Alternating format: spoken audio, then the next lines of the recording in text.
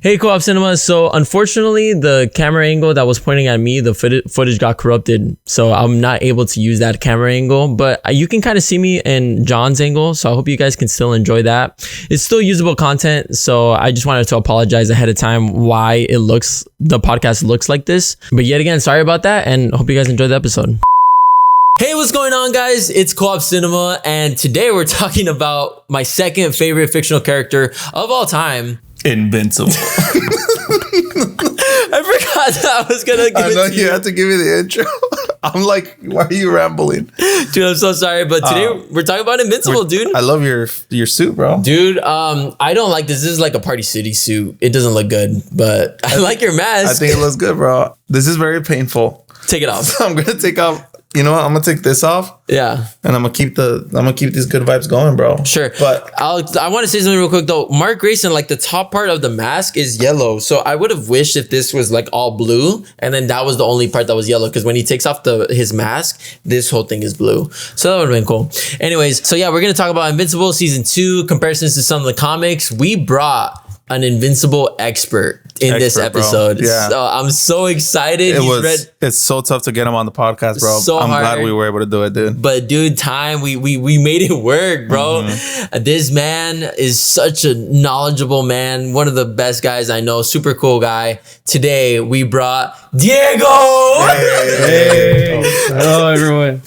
Dude, hello everyone. Spider-Man. I have the Spider-Man suit. You want to wear it? Listen. I'm not that much of an expert. I've just read it like once. Yeah. So that'll work. I mean, I don't know if you guys can see, probably not, but we have a bunch of he brought all his books. Yeah, dude. And stuff. And his action figure, bro. Look at this. I'll post it up right here. So yeah, we've been just kind of comparing notes about Invincible. I'm so happy you're here, bro. How are you? Welcome to the podcast.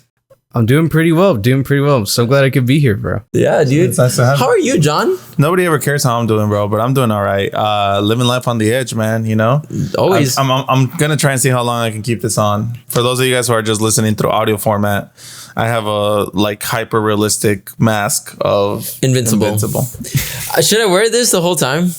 Does it bother you? Not too much, but I honestly think I look like a dweeb. You don't look like a dweeb, bro. Look at me, David.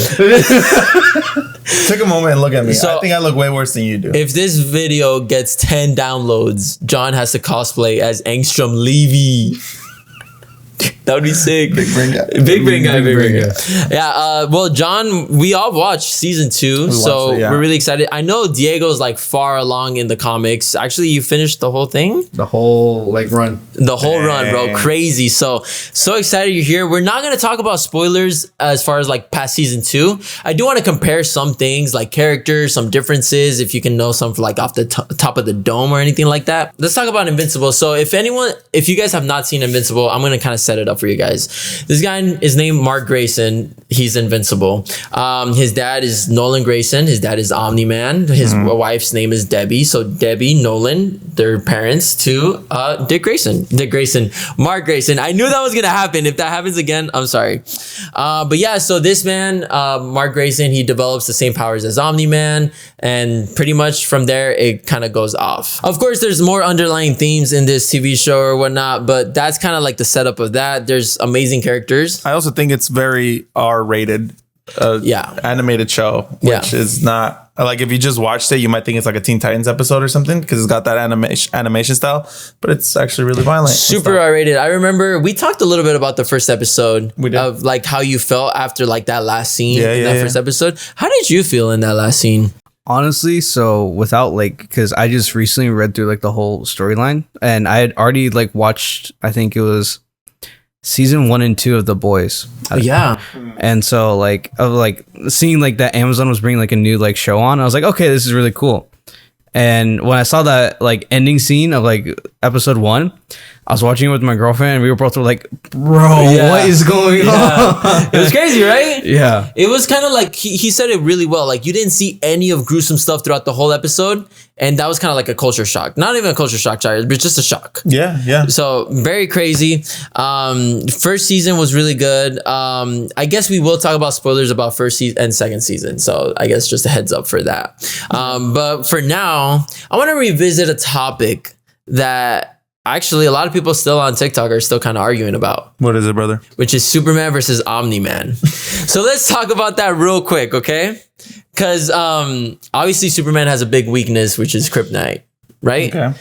I found out one of Omni-Man's weaknesses by watching the TV show. I won't spoil it for you guys. Okay. But Diego, as someone who's read the comics, who do you think would win, Superman versus Omni-Man? Okay, this might be a really hot take, but I think it would technically be Omni-Man in a way. Okay. Because, dude, like all the stuff that happens in the comics, obviously we aren't going to talk about spoilers for the like comics or whatnot, but there's a lot of stuff that he goes through that's kind of crazy. Mm-hmm. And like the main like big bad villains that we haven't even seen yet, like one of those fights are kind of like crazy. Mm-hmm. Mm-hmm. Is it the guy with like a bunch of fur and coats and stuff like that? So yeah, that's General Thrag. General Thrag. I've heard a little bit about him. And what's up with like not Invincible Prime? Or is it like there's an Invincible that everyone's saying is like the best Invincible or like the strongest Invincible? Do you know what I'm talking about? Really, like in like his prime, it's like, because I think what people are kind of like hinting at is like the blue suit, like the black and blue, just like that.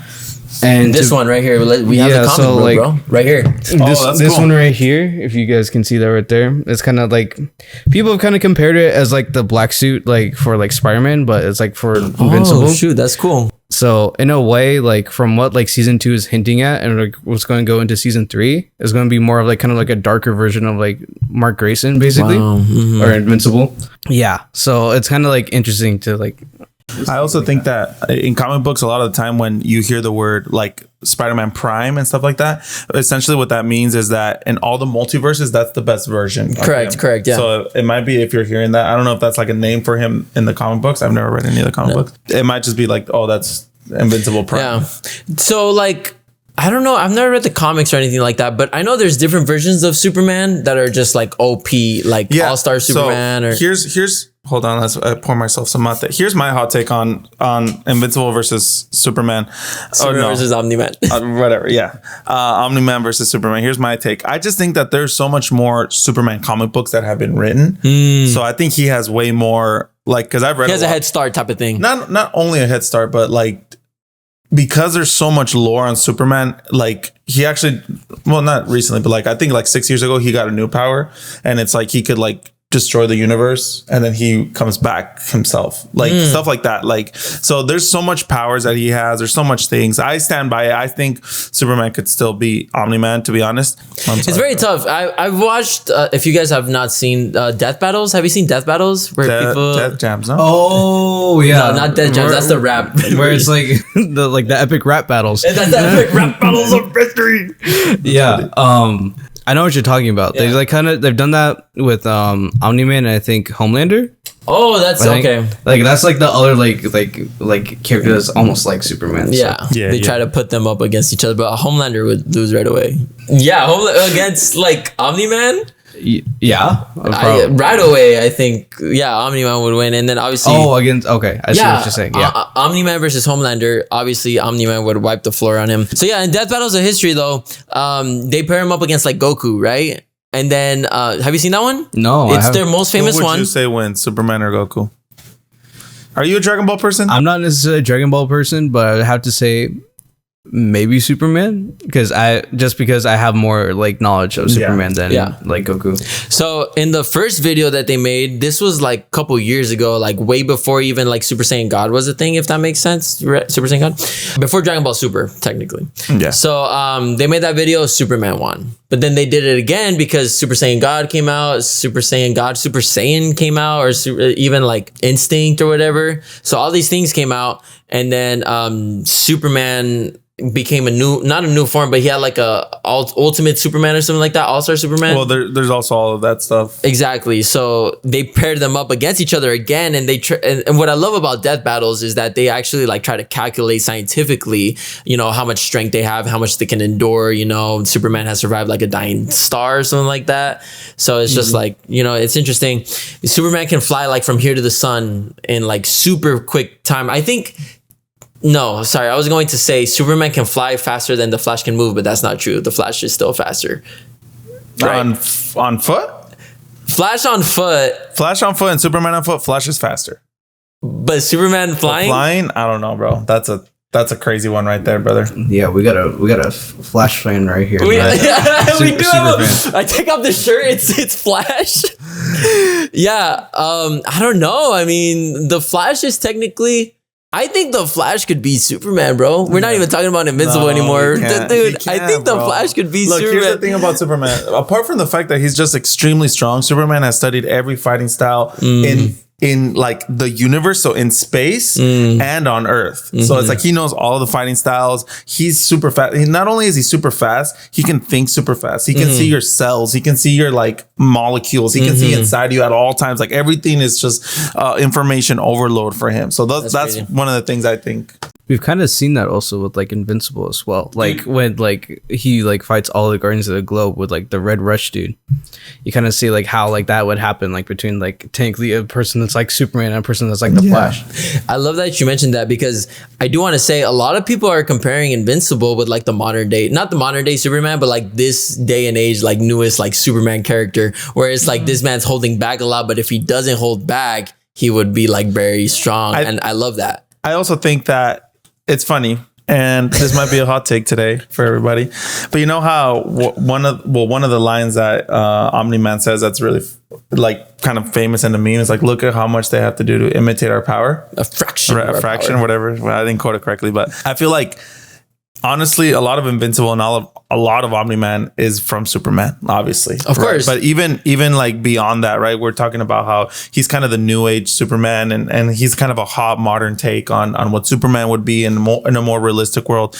But like Superman has already gone through all of that. And I don't want to make this a Superman versus Omni-Man episode or anything like that. But one of the things that I really enjoyed was so it's essentially Omni-Man's story is essentially Superman's story, but when Superman was young, he went through that. So when he discovered Jor-El, the Fortress of Solitude, Jor-El told Superman, "Hey, you're gonna conquer Earth," and he was like, "I don't want to do that. Like that's not what I want to do with my life." Wow, so it's kind of what Omni-Man is going through right now. So Superman wins. That's really, I love that comparison you just made, bro, because that's actually a really good point. Yeah, I like the show. I think it's very, very good. And I love it because I think animation has a good place in the world. And I feel like sometimes we don't give it that place because it is animation. But you know what's something that's weird, and maybe you guys can chime into this. Who do you guys relate to more in Invincible, in the Invincible comic book? Who do you guys relate to more? Diego, do you want to start? Diego, start us off. I would say like it's kind of like in a way it's kind of like how like Stan Lee like wrote Spider-Man is because he's trying to make him a lot more relatable. For like me growing up like with Invincible, like when I graduated out of high school, it's kind of like the same storyline. Yeah. So it's like as soon as like you like get into like the first part, like Invincible, it's like him immediately trying to figure out what he wants to do for college, what he's going to do with his powers and all that. So I feel like in a way the character that I relate to the most is probably him. That's so cool. Not to be generic, but the character that seems like the most like calling out to like that's super cool, being relatable. Yeah, definitely. What about you, David? As you're dressed in the Invincible suit, I think Will, or is it Will? What's the wife's name? Debbie. I think I'm a pet. Oh my god! What's his brother's name? Will? No, Oscar. Oliver. I'm Oliver, bro. The ant, bro. The white spoilers for season 2, by the way. Oh, dude, I'm so sorry. Yeah, well, we haven't got in there. Well, we already said spoilers for season 1. Well, and I'll just to finish my thought, I actually relate more to Omni-Man than to. No, this is because you're like a father. Because you're old as heck, is what Diego said. No, because you're a father, and that's beautiful, right? That's interesting, right? And I think it's so cool how like. Because he's battling with like this darkness that he has in himself, and not to turn like the whole conversation to like a Christian thing or whatever, but I think we all have a darkness inside of ourselves, and it's like we decide whether or not we step into that or not, and I think that's just super cool, and I love seeing a character struggle with their own, like my wife said today, like their humanity, right? Even though he's not a human, like he's struggling with that idea of good versus bad. Should I do what I think I was created to do, or should I do what I want to do? I don't know. I think it's cool. Would you say that like Superman's like one of your favorites? Do you know the name of my son? No. His name is Clark. Oh, that's dope. That's dope, bro. So I think I like Superman. Yeah, Got you. I have another one, and it's I tell him I don't like to say my kids' names online. Yeah, I get you. So I'll just the first one you guys get. But yeah, so I get you. So my first son. And do you want to know a funner fact than this? And I got hate for you probably saw it. The first thing I told my son was a quote that Jor-El tells Clark tells. Yeah, okay, I remember that. So yeah, fun fact. So yeah, season 1 of Invincible, I loved it, bro. I think I love season 1 of Invincible a little bit more than season 2, if I'm being honest with you. And I don't know why. Maybe it was because I saw a little bit more of Omni-Man or anything. But I saw season 2 more of like a setup for like season 3 or setups for like a lot of things, if I'm being honest with you. But season 1, let's talk about some of our favorite moments, I guess. I really love the whole Mark Grayson, Adam Eve. What's the other girl's name? Amber triangle. I really do love it. Like I see it, and obviously I don't know about me, but I want. Don't tell me who ends up with who, but like I want Adam Eve and like Mark Grayson to like end up together. Yeah, I ship them too. You ship them too, bro? Yeah, I ship what's the robot's name? Rudy and Monster Girl together too. But yeah, season 1 of Invincible, and then we watched the whole last episode of season 1 together too. And what did you think about that? That was you weren't gonna ask me, but that was actually my favorite moment when he remembers like that he loves his son and he flies away in frustration. I thought that was really cool. That was my favorite moment. Yeah, it was dope, bro. So deep. Do you have any favorite moments of like season 1 or things that you remember? I would say like the one like kind of villains that I really enjoyed like in like the whole show was probably the Mahler twins. Oh wow! Because like, well, it goes for like one thing. So one is kind of like funny seeing like that brother dynamic where it's like, oh, you're the clone. No, you're the clone. That's fun. And not only that, but like every time, like whenever like there's like a scene in like the show, I really like this band called Run the Jewels, and so they ended up like putting a lot of instrumental like songs for Run the Jewels in there. So I was like, yeah, this is really dope. That's a vibe. Yeah, dude, the soundtrack of Invincible is just top notch. That's good. Like Radiohead, Karma Police, Cage the Elephant. What was the song called? Something Boy. Broken Boy.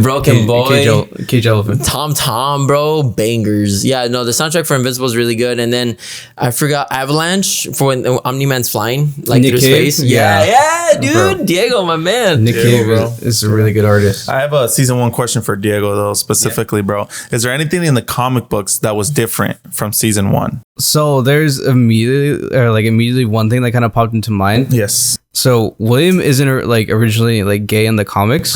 There is kind of hints of like that, because when William first like discovers like that Mark has powers, he's like, "Yo, can you take me flying?" And so it's just like a panel of like him like holding William, and it's just Mark going like, "This is so gay." and then also a different change is that William dates Adam Eve for like a minute. Shut up. Yeah. No way. And so what? And so for like when they like start dating, like he also finds out like she's a superhero, and so he's like, "Yo, can you take me flying?" And it's like the same panel again, like with like Mark basically, but it's Adam Eve holding him, and she's just like, "Bro, that's so funny." And that's crazy. That's really interesting, right? Like, I wonder why they do that, but I mean, I understand. Keep us on our toes, maybe for like the show or anything like that. There's also a lot of like different like changes too. So like, for instance, like when I think in the 3rd episode is when like Mark goes to Mars and is like trying to like escort the astronauts. That doesn't happen for a minute in the in the comics. Really? Wow. Like in the comics, there's like a professor that's like basically using like students as like bombs basically. Yeah. Nice. And no, just wait a minute. And you said Omni-Man? What's going on now? That was like one like the first like conflicts that like Mark kind of has to deal with, like when like he's learning how to become invincible basically. So nice. It's interesting. That is very interesting seeing like the different like storylines, but it's kind of cool in a way because I really like how Robert Kirkman's kind of like helping Amazon like kind of like narrate this in a sort of way. Yeah. It's beautiful, like when you get the writers to actually like be definitely a part of like that story, definitely, like that's being adapted into like a show or a movie. Yeah, definitely. I think one of the characters also they did something different with one of them. It's one of the not the new the Heroes of the Globe or whatever. Oh, Guardians of the Globe. Isn't Shrinking Ray a dude? Yeah, so Shrinking Ray, and then I think it's Green Phantom. Uh-huh. Or So they got gender swapped. They were both dudes, but then like they got swapped, which is kind of a cool thing to see because then like it gives like more people representation, you know? Yeah, it's all right. And no, it's cool. Dude, I'm trying to think. There's like other characters that I can't think of right now. While we're talking about that, can I throw a question at you guys? I know we have like a order of stuff, but I like to throw random questions, and I have this question for both of you guys because Green Phantom, that's the Martian Manhunter, no? That's the like person that basically like gets to go like invisible, basically, and like gets to like in the first episode, she saved them by like touching her toe when the rock was falling. Martian Manhunter. Martian Manhunter is this other guy that shapeshifts, but he's Martian Man. Okay, because Martian Manhunter is like the DC one, and then Martian Man's the Invincible one, right? I guess exactly. So this leads me to my question: how do you guys feel about the fact that Invincible does pretty much copy paste characters? How do you guys feel about that? Right? Because for me, I think it's cool, but I also think it's kind of cheating because I already have an attachment to these characters because I feel like I know them. But what do you guys think? I think it's pretty cool. Like I also get it. Like in a way, it's kind of like, oh, like this is like the same character. This is the Flash. This is this is the Flash. This is like Martian Manhunter or whatnot. And I'm trying to think who's like the comparison between Immortal, but or Immortals, I guess, kind of like he's like another Superman, like another like Superman, basically. Yeah, Superman. But honestly, I don't mind it. I think it's cool that like they're able to like kind of like change it in a way. Yeah. But I also do know that like spoilers for season 2, by the way. Like in the comics, they brought like Spider-Man in, like they like just had his like hand coming out, which is kind of cool. Oh, that's so awesome. Like that when like in the last episode, like the Agent Spider, or I forgot what it was called. That was basically Spider-Man, but they couldn't do Spider-Man. Yeah, but it was really dope. Definitely talk about that right now too. But that's a good question. How do you feel about it? I think I was the same like you. I watched The Boys and then I watched Invincible. So I was already kind of used to like, because The Boys, they mimic like Wonder Woman. They mimic Blue Train is freaking the Flash, you know? So it's like A-Train, sorry. They mimic so many characters. So I think, yeah, I kind of got used to it and I'm okay with it. I mean, we even experienced the same thing with Wade Wilson, with Slade Wilson. Slade Wilson is Deathstroke. Slade is Wade Wilson. That's right. Wade Wilson is Deadpool. So like I was already like, yeah, you know, like that's cool. I think it's so fun because it feels like in a little bit of a way, it feels to me like it's like when you're a little kid and you're just playing with all your toys. Because I don't know where like Hellboy's there. Yeah. So you're just there. That's funny. Oh yeah, and that's the what's the guy's name? Does he come out in the comics? Oh, Spawn is what you're saying, right? No, the guy. Oh, is that his name in the Invincible comics? Oh, what's the red guy that's a detective and he's kind of like, Damien Darkblood. Okay, my bad. Because because you said like Hellboy, and then immediately like what popped in my head, Spawn. Like someone that was like right next to Hellboy was Spawn. But I know. Like that, that's interesting though. Damien Darkblood. He was like only in there for like a minute. Yeah, and then it was like, all right, deuces. I'm out. Is he in the comics? He is, but he also kind of gets casted out in a way, like the same way. Yeah, cool. I just think it's really cool. Definitely, yeah. I like it. I really do, and I love all the characters. I truly do. When it comes down to season 1, that was like our favorite moments. Let's talk a little bit about season 2. I wish we could go like episode by episode, but frankly, I kind of don't remember a lot of them. I remember season 1 opens with a banger, like where it's Invincible from a different universe with Omni-Man. Very cool, and very cool to see, right? Because I remember I was watching it and I'm like, this isn't how it happened. Like, what's going on here? And then just little differences that I noticed. I'm like, why is Adam Eve like bald? So then I was like, oh, this is like a future thing. This is gonna happen in the future. Yeah. But then no, I learned that it was like an alternate dimension. So I definitely remember that. That was so cool. And then it goes to Karma Police by Radiohead, which is such a banger opening. That was beautiful. That was a very beautiful moment. Anything else that happened in the first episode? I'm trying to think. You just kind of see more of like the relationship between Debbie and Mark, or well, not only like Debbie trying to like kind of like realize like, hey, like everything that's happened, and like not only that, but like trying to get over like the fact that like her husband is no longer like present. But who's the government guy again? Cecil. Thank you. Cecil. It's like kind of learning like Cecil. The whole episode is Cecil trying to like wean Mark of like kind of like getting him back in to it without getting him fully back into it. Yeah. So like it's kind of interesting seeing like that happen. And also really important too, the Mahler twins are trying to help Angstrom Levy. I think it's Levi. I know some people say Levi, but or Levi. I was gonna say Levi, but it's the guy in the show. I'm Angstrom Levy. That's what he said. Then yeah, I guess. But yeah, he's building like a. So what was the main purpose of that? He was trying to put all his brains into one. So he's trying to grab all the knowledge from each alternate version or like of himself, so that way he knows like what exactly like to fix.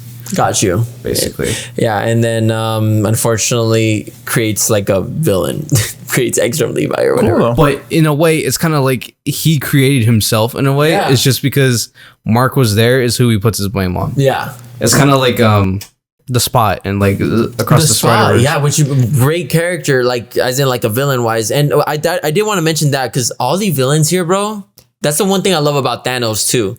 They all have a point. Like in a perspective, their execution is wrong, but they all have a point. Because honestly, Viltrum can definitely help out Earth. You know? Yeah. Like in a sense, they could provide medical technology. You know, like I feel like if Anissa from like the 8th or 7th episode, if she would have talked to Mark, stories would be different because the approach was different. Even she was like, fine, people are dying, let's go help them out type of thing, you know? Yeah. So I find that so interesting. And I was listening to Anissa? No, Nissa. Now, Nissa? Anissa, whatever. I was listening to her talk and I'm like, you know what? She's got a point. Same with Thanos. We could be overpopulated, you know? The execution is wrong by him. Yeah, definitely. There's definitely like, not to talk about like spoilers that come up in the near future, but there's also like, I like that you mentioned that because there's also a lot more of like people trying to make decisions that are for like the greater good, basically. And like you kind of see like Mark trying to struggle through that. Wow. There's one character in particular, but I'm not going to say the name. But like for those who like have already read the comics, you kind of already know. Yeah, and for when we watch it, we can look back and know what you were talking about. Continue. Yeah. So that the like one of the characters is like a really smart character, but then like the execution like of like what each like tries like what the character tries to do is kind of really like messed up. So in a way, you see like Mark, aka Invincible, like trying to struggle with like, oh, like you have a point, but at the same time you're going at it the wrong way. Yeah. Dude, very beautiful. That's one of the things I love the most about this show, like that conflict of like what's right and what's wrong, and like trying to actually do what's right. And like Invincible, he has the right mentality and everything, and I think that's just so beautiful. Let's talk a little bit more about season 2. Honestly, I don't remember a lot of like the second episode. I think second episode. Oh yeah, that's when. Okay, this is the interesting part. It's something like I was about to marry a fish was the title of the episode, and that's when he goes to like Atlantis, literally for Invincible universe. Because Omni-Man killed the Aquaman dude. What was his name? The Fishman. The Fishman, literally. So since that happened, he's going to go down, apologize or something like that, talk to the wife or whatever.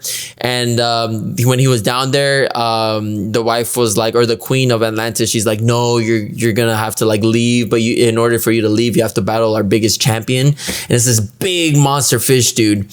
And something interesting happened in that battle. I'm imagining Larry the Lobster. Not going to lie, that's a good comparison, but like like the reason why like that like in that episode like everything happens for that is because Cecil's like, oh, like because your dad murdered like the fish, you have to go and marry like the queen. It's like of that standard. And then like throughout the show he's like, you need to update like your information, bro, because that's not what's going on down here. Dude, it's honestly that episode was pretty funny, but I caught on one thing and I'm so happy I did.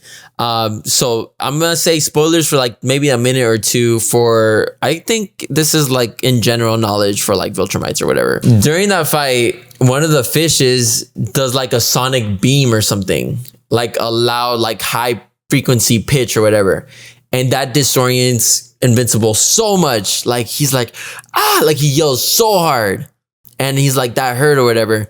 So I was like, that's very interesting. And then later Cecil was like, put a note on that to Donald, one of his like assistants.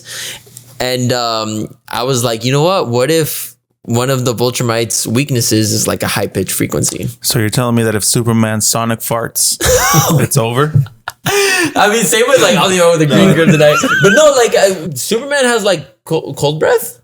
Ice breath. He also has like a whoosh voice, booming voice and whistle. So if he just whistles, he could whistle at the frequency that dogs can hear and stuff.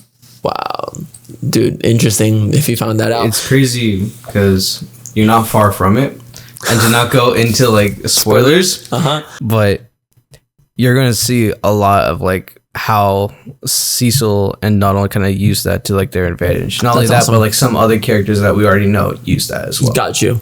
So that I that's the main thing that from this episode 2 that I caught on about from Invincible. See, episode 3. I think Mark is just adjusting to trying to like college life, get to hero life as well, trying to balance his relationship or whatever. But at the end, dude, Science Dog appears, which I thought was really cool because it's actually like another alien that transforms into Science Dog so that Mark wouldn't get like scared or anything.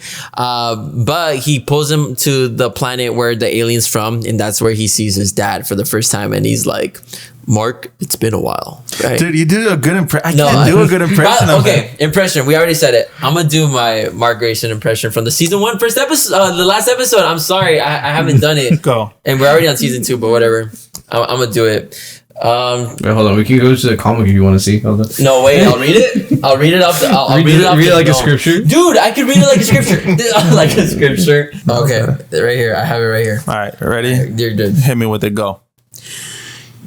You're doing this for nothing. We will share our technology with them. We'll bring them up with the speed with the rest of the universe. In time, Earth will be better than it ever was.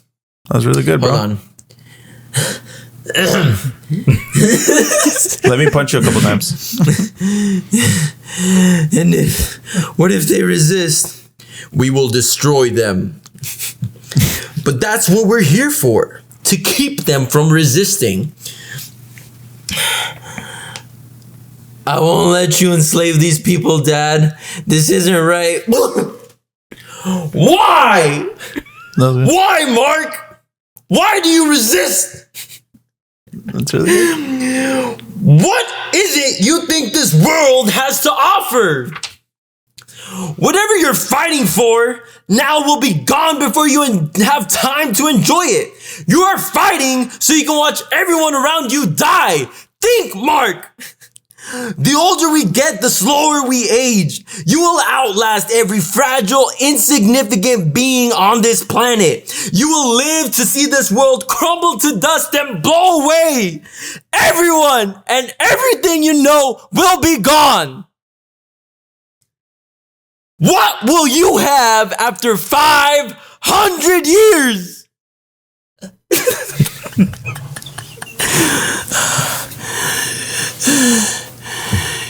You, Dad. I still have you. And then him. Oh, yeah.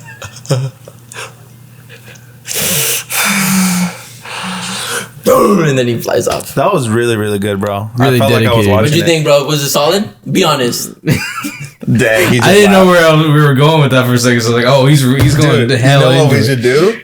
We should voice act all of one. The whole episode, us bring Adam Eve. All of us just voice act. Who would you voice, bro? Who would you voice? Bro. Could probably do robot. Do robot? Do Rexplode. There you Rexplode. Rexplode. Angstrom Levy. What else would you do? I don't think I could do it. I can see you doing it, Adam Eve. Your turn. You have a responsibility. Ready? Here goes mine. Ready? Get me the pictures of Spider-Man.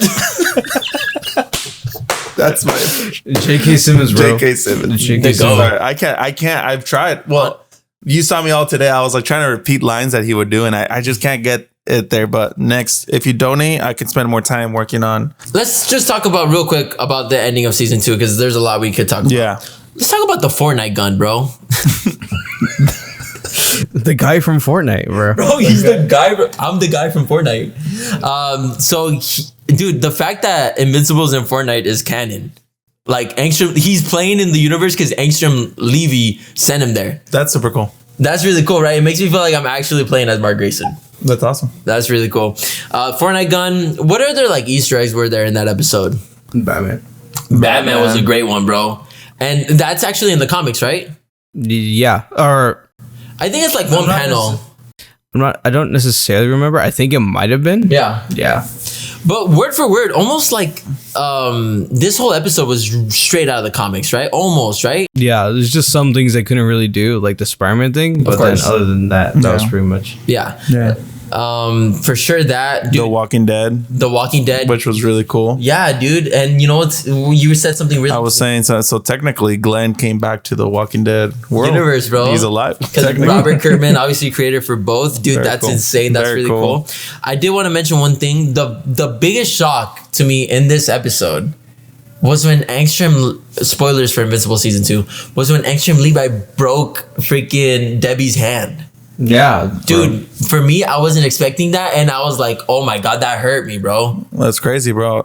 That's insane. That was a really for me the biggest shock, which I thought was really cool, and this is when I mentioned it earlier that it's just like you're just kind of playing like when you're a little kid, because when the people come from the future to get him from the dimension he's at, that's a super like. I could see someone just being like, dude, wouldn't it be cool if like they're like 20 years in the future and they come back? I think that was the biggest like thing for me. I have a great question for you, because people were making comparisons to Man of Steel, how Invincible killed Angstrom Levy and then Superman killed off General Zod.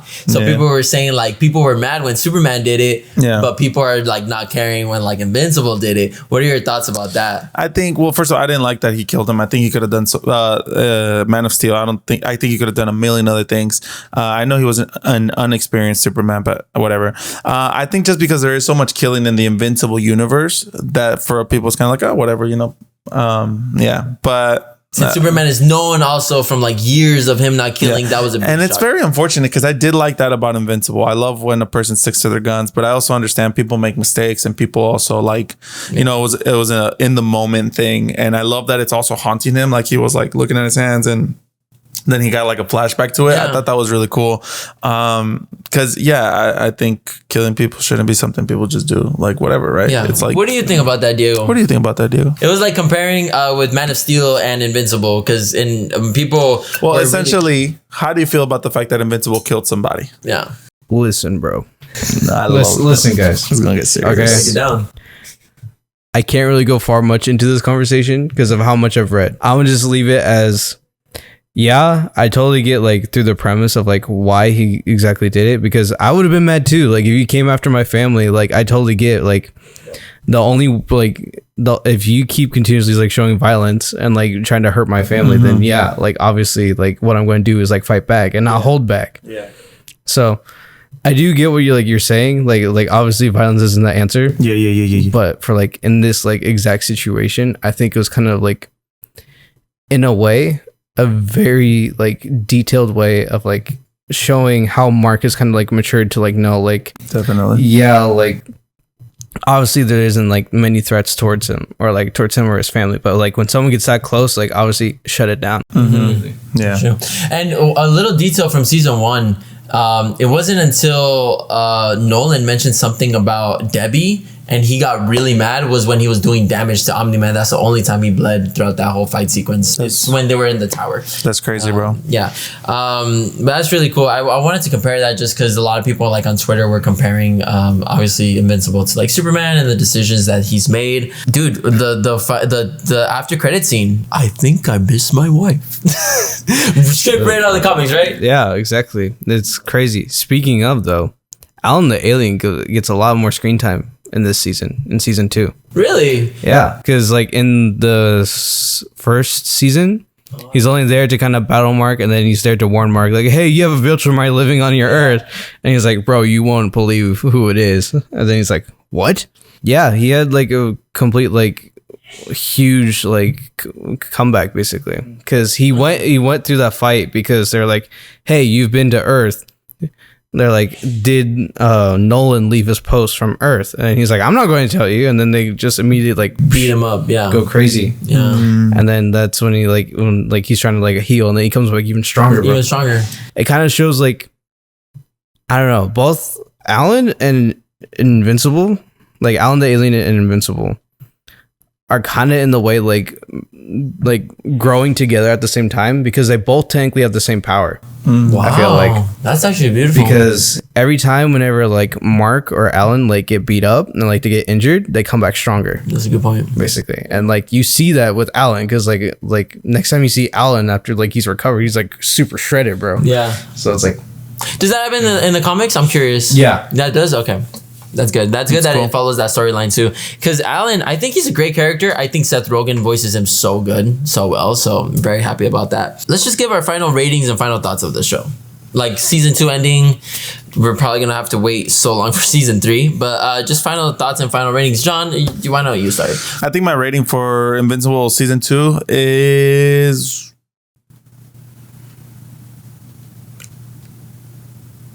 8.5 out of 10. Wow. 8 to 8.5 out of 10. I think it's very good. I love compelling characters. Animation is cool. Voice acting is literally some of the best I've seen in animation. I liked it. Yeah, and as a whole, you would still give it like an 8.5 too, like not just season 2? Season 1 and season 2? Yeah. Here's the thing. I feel like there's some filler episodes here that kind of like bring me down a bit. I'll say this. I thought the same thing until I talked to this dude and he was like, I think it's because like a lot of these things like set up like future things, which is great. Because I remember too, I was like, what the heck is gonna happen with the Sequids? You know, because I didn't know anything was gonna happen about that until they brought it back up in season 2. Oh yeah, it was season 1, right? Yeah. So yeah, I was like, why am I learning about these Sequids? And something I also thought about season 2 was that they're setting up so many things and like, you know, like there's so many things going on. Like, yeah, you know? Definitely. But yeah, I agree. So 8.5, 8. I'll leave it at an 8 out of 10.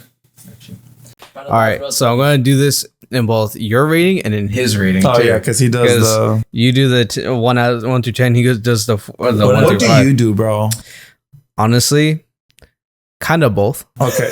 Because in a way, I just kind of look at it as like fractions. Okay. In a way, because it's like what, like if you multiply 1/5, it turns into 1/10. My brain is hurting, bro. Yeah, bro. He's like, if you carry the 5, like, I don't know, bro. But for sure. So standalone season 2, I'd say with like everything that kind of brings up, I honestly really like this season. Yeah. Because you kind of see like, not only is Mark trying to like go to college, but then he's also trying to like also like deal with the fact that like his dad just like had a whole like midlife crisis. Legit. And he used him as like the weapon to basically go through all of Chicago. Not only that, but just like also like girl trouble, like with Amber and whatnot. Yeah. Honestly, I would say kind of like the same way or some like the same area where you're at. Not even like just like story, because story wise it's amazing, but then, like the voice acting, like Steven Yeun, great voice acting. Yeah, J.K. Simmons goes crazy. Yeah, and like all these actors are really putting like their heart and soul into it, which is really beautiful to see. Yeah.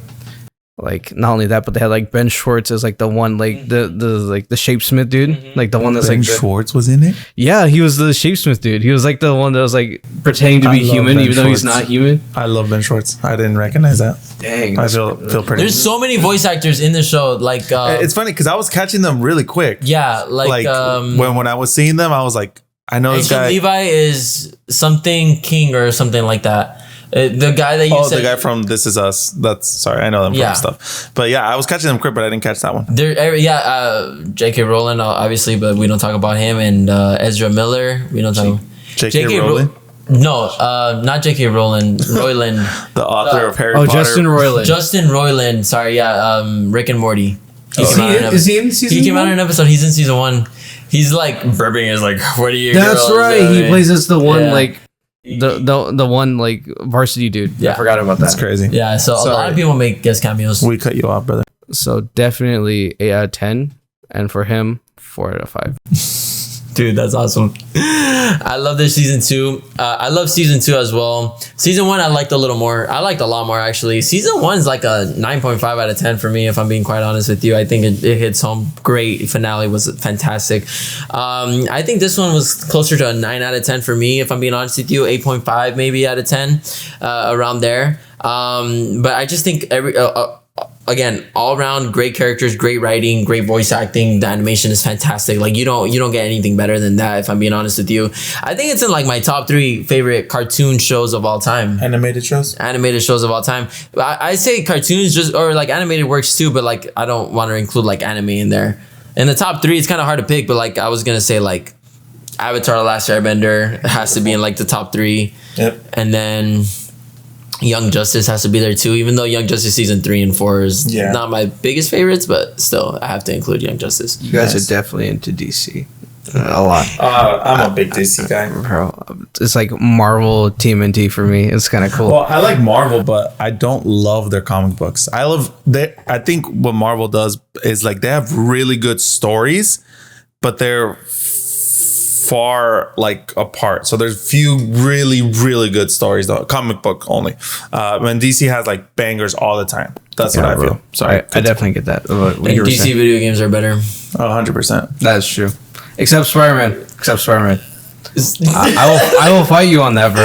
I love the Arkham games, but Spider-Man drives it home 100%. That's a debate we can have sometime, bro. Because I'm an Arkham guy. Yeah. Wow, it's won Game of the Year like so many times. But who knows? Let us know what's better. Well, we already actually did a video about that. Yeah.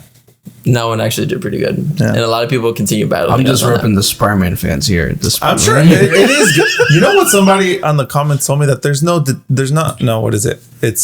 no Predator mode in Spider-Man. Like, yes, there is in the first one. Yeah. In the second one, I heard it's less. I didn't finish it, but you finished the second one? Like when you're sneaking around, taking them down like one by one. Oh, like okay.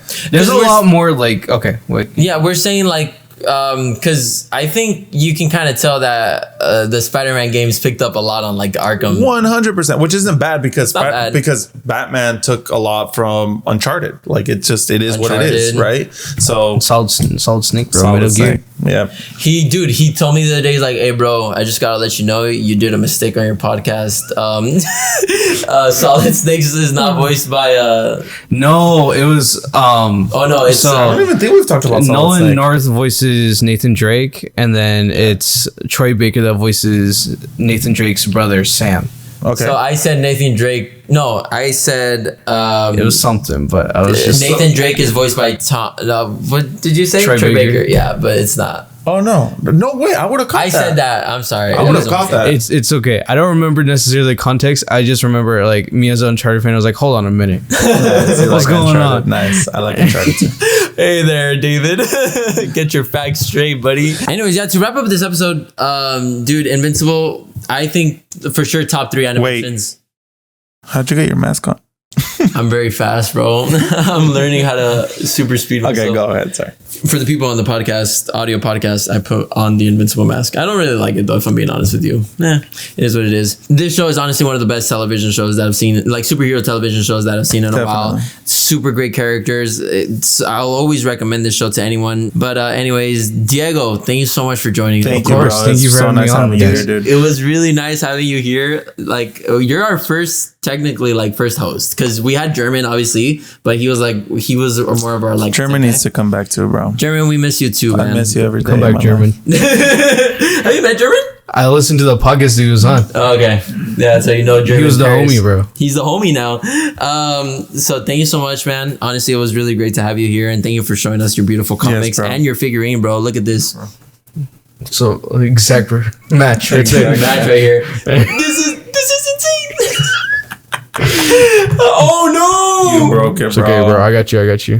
Don't worry about it. And John, obviously, dude, it's always a pleasure doing this with you. Any last thoughts about Invincible?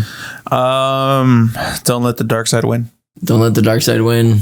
That's very beautiful. All right, guys. Follow Diego on all his social medias and all that stuff. He's a really cool guy.